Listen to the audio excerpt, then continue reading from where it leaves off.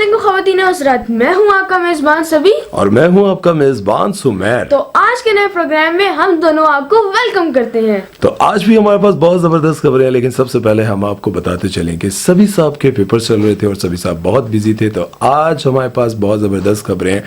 सबसे पहले हम बात करेंगे मलकू के बारे में। तो जैसा कि आप सभी को पता है कि पिछले दिनों एक कॉन्सर्ट से मलकू साहब को उठा के ले गए थे। उसकी वजह ये थी कि वो गाना गा रहे थे कैदी नंबर 804।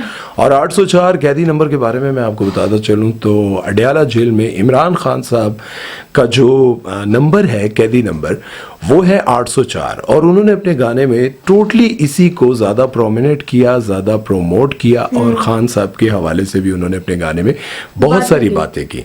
लेकिन जब सरगोदा में वो कॉन्सर्ट कर रहे थे तो वहाँ पर एक वीडियो वायरल होता है जिसमें मलकू को पुलिस वाले और सिविल वाले पकड़ कर लेके जा रहे थे और उस पर यह कहा गया कि मलकू को कैदी नंबर 804 यानी कि इमरान खान का गाना गाने की वजह से पुलिस वाले उठा कर ले गए। और उसके ठीक एक दिन बाद उन्होंने एक वीडियो मैसेज जारी किया जिसमें वो बता रहे थे कि मुझे किसी ने अरेस्ट नहीं किया और ना ही मैंने कुछ गलत किया जो मुझे अरेस्ट करते। मेरे बारे में ये तो सबने वायरल कर दिया कि मुझे पुलिस वालों ने अरेस्ट कर लिया, लेकिन मेरे बारे में किसी ने ये नहीं बताया कि मैंने टी सीरीज का रिकॉर्ड तोड़ दिया है।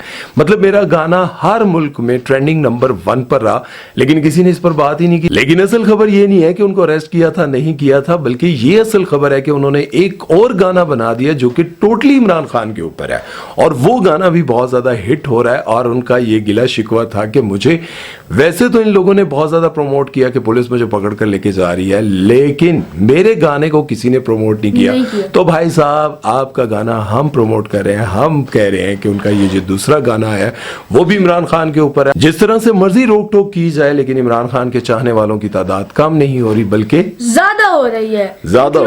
हम लोग तो शुरू से इमरान खान के साथ थे और ओए मार पड़ेगी। हाँ नहीं, हम नहीं है, हम नहीं है। प्रेस कॉन्फ्रेंस करता हूँ क्या कर पागलों क्यों बंद करवाना है यार, ये ले क्यों मेरा हाल भी इमरान रियाज जैसा करवाना है। अब आप चुप। तो खैर चलते हैं जी नेक्स्ट खबर की तरफ। लेकिन अगर आपने अभी तक मलकू का ये गाना नहीं देखा तो जाकर देख लीजिएगा। मलकू का ये गाना कैदी नंबर 804 एक बार फिर से ट्रेंडिंग पर है। ट्रेंडिंग पर हो ना नकदा कोका, ये भी नकदा कोका है। हाँ। नहीं यार, नकदा कोका पहले वाला था। नहीं, ये दूसरा वाला नकदा कोका। अच्छा, दूसरा वाला नकदा को, मतलब इस साइड वाला। हाँ। ओके, पहले सज्जी साइड वाला था और खबी साइड वाला। तो चलते हैं जी नेक्स्ट खबर की तरफ और बात करेंगे फहद मुस्तफा के बारे में। तो जैसा कि आप सभी को पता है कि फहद मुस्तफा ने आज से 10 से 12 साल पहले आखिरी ड्रामा किया था और उसके बाद उनकी जिंदगी में ऐसा बदलाव आया। एक तो वो ARY पे एक बहुत बड़ा शो करने लगे और वो शो भी उनका जीतो पाकिस्तान बहुत हिट हुआ और उसके बाद उन्होंने फिल्मों में काम करना शुरू कर दिया और फिल्में भी उनकी हिट रही। लेकिन उन्होंने ये कहा था कि आज के बाद मैं ड्रामा इंडस्ट्री में नहीं आऊँगा, ड्रामे में और बहुत सारे लोग काम करेंगे। और आपको ये भी जानकर हैरानगी होगी, मतलब शायद बहुत सारे लोग नहीं जानते कि वो बहुत बड़े प्रोड्यूसर हैं और ARY के जितने बड़े ड्रामे आते हैं, जैसे कि मायरी भी उन्हीं का था, उनकी वाइफ ने लिखा था। लेकिन ये खबर असल है कि वो बहुत सालों के बाद दोबारा से टीवी पर आपको नजर आने लगे। लेकिन इस ड्रामे में फहद मुस्तफा के काम करने की वजह ये है कि ये ड्रामा आज से 2 साल पहले बनना था, जिसकी कास्ट थे बिलाल अब्बास और सज्जल अली। लेकिन सज्जल अली ने शायद टाइम नहीं दिया या फिर बिलाल अब्बास ने टाइम नहीं दिया और फिर कास्ट चेंज होगी। कास्ट में फिर आगे कौन जी? हानिया आमिर और बिलाल अब्बास, है ना? हाँ, बिलाल अब्बास आ गए। लेकिन फिर से दोबारा ऐसा हुआ कि बिलाल अब्बास के पास शायद टाइम नहीं था या फिर इन दोनों की मीटिंग जो है वो अच्छी नहीं हुई। फिर उसके बाद आप जरा सोचिएगा, फिर उसके बाद बिलाल अब्बास मिस हुए तो बिलाल अब्बास की जगह अहमद अली अकबर को ले लिया गया। लेकिन अहमद अली अकबर का फिर ड्रामा हिट हो गया परिजात और उसके बाद उन्होंने ये फैसला कर लिया कि अब मैं कई साल तक लोगों के जहन में वही काले वाला रहूंगा, परिजात मैं चिट्टा नहीं होना, पावे फेयर एंड लवली लवाओ, जो मर्जी लवाओ। अहमद अली अकबर ने फिर काफी अरसा उनको वेट करवाया और फिर फहद मुस्तफा ने उनकी जगह दोबारा से फिर बिलाल अब्बास को, वही कह रहा हूं ना कि फिर उन्होंने दोबारा से बिलाल अब्बास को कास्ट किया। बिलाल अब्बास के साथ जब उनकी मीटिंग चल रही थी और कंफर्म हो गया कि अब बिलाल अब्बास और हानिया आमिर इस ड्रामे में आएंगे, लेकिन फिर एक बार अफसोस की बात ये होती है कि बिलाल अब्बास का इश्क मुर्शिद चलने लगता है और इश्क मुर्शिद हिट हो जाता है और फिर बिलाल अब्बास उनको मना कर देते हैं, हाँ कहते हैं जी, कि गोली दे मैं देते हैं। बड़ा स्टार बन गया और मैं ये ड्रामे करूंगा। नहीं, ये एक और आपको बात बताता चलूं कि बिलाल अब्बास को प्रमोट करने वाले और बिलाल अब्बास को बड़े ड्रामे देने वाले भी फहद मुस्तफ़ा हैं। ये बात आप जहन में रख लें कि बिलाल अब्बास जो हिट हुए थे ना, वो फहद मुस्तफ़ा की वजह से ही और उन्हीं के ड्रामों की वजह से हुए थे।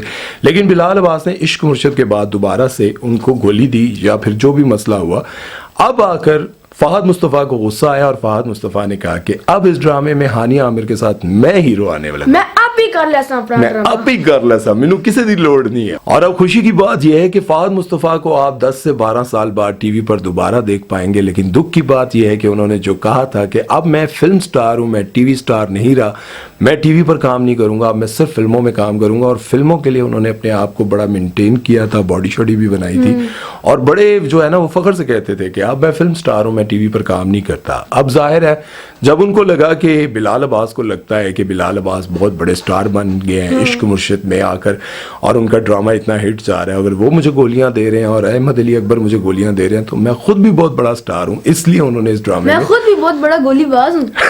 नहीं यार, फहद भाई जो भी कमिटमेंट करते हैं ना वो बहुत पक्की करते हैं। मैं उनको बड़ी अच्छे से जानता हूँ और बड़े अच्छा। पर्सनल, आपको शायद मैंने मिलवाया नहीं, लेकिन वो जो भी बात करते हैं ना बड़ी पक्की बात करते हैं। और फहद मुस्तफ़ा के इस ड्रामे में काम करने की एक और बड़ी वजह है जो कि बहुत दुख की बात है कि आप सबको पता ही है कि पाकिस्तानी सिनेमा घरों और लॉलीवुड का कितना बुरा वक्त चल रहा है। पाकिस्तानी सिनेमा घरों का जवाल है इस वक्त और बिल्कुल कोई फिल्म नहीं हिट हो रही। फिल्म हिट होती है लेकिन बात यह है कि फिल्में लगती ही नहीं है और जाहिर है जितने भी हमारे बड़े प्रोड्यूसर हैं वो सोचते हैं कि यार अब जितनी बड़ी फिल्में हैं ना उसमें पहले तो लगते थे लाखों रुपए, अब लगते हैं करोड़ों रुपए। कोई भी बड़ा एक्टर जो है वो 2-2.5 करोड़ से काम नहीं लेता और एक बंदा अगर 2-2.5 करोड़ लेगा तो यकीनन फिल्म जो है वो पड़ेगी उनको 10 से 12 करोड़ की और लोग अगर देखने ही नहीं जाएंगे तो फिर और प्रोड्यूसर सोचते हैं कि इतने पैसे मैं 10-12 करोड़ एक फिल्म पे लगा रहा हूँ, 4-5 करोड़ में एक ड्रामे पे लगाऊं, 3-3.5 करोड़ रुपए में ड्रामा बन जाता है। तो 3.5 करोड़ में ड्रामा बन जाता है तो वो सोचते हैं कि क्यों ना मैं 4 ड्रामे बड़े बना लूं। बहरहाल इस बारे में आप लोगों का क्या कहना है हमें कमेंट सेक्शन में जरूर बताइएगा। चलते हैं नेक्स्ट खबर की तरफ और बात करते हैं फैसल कुरैशी के बारे में। फैसल कुरैशी का एक ऐसा ड्रामा आने वाला है भाई, उसको देखकर तो आप कहेंगे चासा आगी पाए। उस ड्रामे को देखकर आपको ऐसा लगेगा कि जैसे आप कोई हॉलीवुड की फिल्म देख रहे हैं। उस ड्रामे को इतना जबरदस्त शूट किया गया है आपको लगेगा ही नहीं कि भाई आप कोई ड्रामा देख रहे हैं। फैसल कुरैशी ने फिल्म एनिमल के बारे में एक बात की है, वो कहते हैं कि इस फिल्म को पाकिस्तानी सिनेमा घरों में लगना चाहिए जबकि इंडियंस कहते हैं कि इस फिल्म को बैन कर देना चाहिए। इस फिल्म में बहुत कत्लो गारत है और इस तरह की चीजें बहुत ज्यादा हैं। हालांकि फैसल कुरैशी बहुत पेट्रियाटिक हैं और वो कहते हैं कि मैं बहुत मजबूर होकर कह रहा हूँ कि पाकिस्तानी सिनेमा घरों में बॉलीवुड की फिल्म्स लगनी चाहिए। और उसकी वजह यह है कि हमारा जितना भी सिनेमा घर है, जितने भी हमारी फिल्म इंडस्ट्री के लोग हैं वो बिल्कुल वेले बैठे हुए हैं और उसकी वजह यह है कि हमारी फिल्में चलती ही नहीं है, कामयाब ही नहीं हो रही। वो कहते हैं कि मैं मजबूर हूँ ये बात करने के लिए। हमारे जितने भी सिनेमा घर हैं वो बिल्कुल वीरान पड़े हुए हैं और हमारी फिल्म इंडस्ट्री में काम करने वाले लोग भी बिल्कुल वेले बैठे हुए हैं। इसलिए मैं चाहता हूँ कि बॉलीवुड की फिल्में यहाँ पर लगनी चाहिए। हालांकि फैसल कुरैशी जैसे कि मैंने आपको पहले ही बताया कि इंडिया के बहुत ज्यादा खिलाफ है। वो कहते हैं कि यहाँ पर फिल्में लगेंगी, हमारा सिनेमा घर जो है वो दोबारा से रौनक हो जाएगा और हमारे लोगों को काम मिलने लग जाएगा और इसी के साथ साथ हमारी अपनी भी फिल्में जो है वो चलने लग जाएंगी और हमारी फिल्म इंडस्ट्री के लोग भी वेले नहीं बैठेंगे। बहरहाल मैं फैसल कुरैशी के बारे में एक और आपको बात बताते चलूं। पाकिस्तानी ड्रामा इंडस्ट्री के ये वाहिद एक्टर हैं जो अब भी पूरी तरह से पाकिस्तानी ड्रामा इंडस्ट्री पर राज कर रहे हैं और उसकी वजह यह है कि जब भी आप इनको किसी भी नए ड्रामे में देखते हैं तो बिल्कुल डिफरेंट अंदाज में देखते हैं। अगर इनको मासूम बना दिया जाए तो ये फौरन मासूम बन जाते हैं, अगर इनको वैशी दिखाया जाए तो ये फौरन वैशी बन जाते हैं और इवन कि इनको अगर अभी इस एज में भी कॉलेज के लड़के का कैरेक्टर दिया जाए तो ये अपने आप को इतना मासूम, इतना स्लिम स्मार्ट कर लेंगे जो कि किसी और में इस तरह की खूबी नहीं, कोई भी ऐसे नहीं कर सकता सिवाय फैसल कुरैशी के। हमें एक ड्रामे की ऑफर हुई थी आज से 6 महीने पहले, उन्होंने कहा था वेट कम कर लो, हंसी उठे दे हंसी का तुसी किसी और को करा लो।